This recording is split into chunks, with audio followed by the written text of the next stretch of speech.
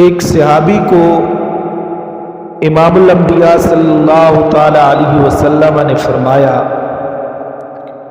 کہ جب تم مغرب کی نماز سے فارغ ہو جاؤ تو کسی سے بولنے سے پہلے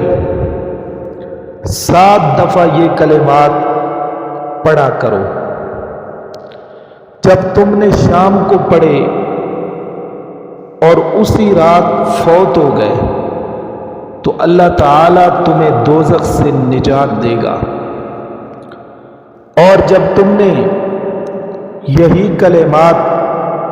صبح کی نماز کے بعد پڑھے پھر اگر تم اس دن فوت ہو گئے تو اللہ تعالیٰ تمہیں دوزخ سے نجات دے گا، اور وہ کلمات یہ ہیں: اللہم اجرنی من النار، اللہم اجرنی من النار۔ تو جو آدمی صبح کو یہ کلمات پڑھ لیتا ہے اگر اس دن فوت ہو جائے تو اللہ اسے جہنم کی آگ سے نجات دے دیتے ہیں، اور جو آدمی شام کو یہ کلمات پڑھتا ہے اور اس رات فوت ہو جاتا ہے تو اللہ اس کو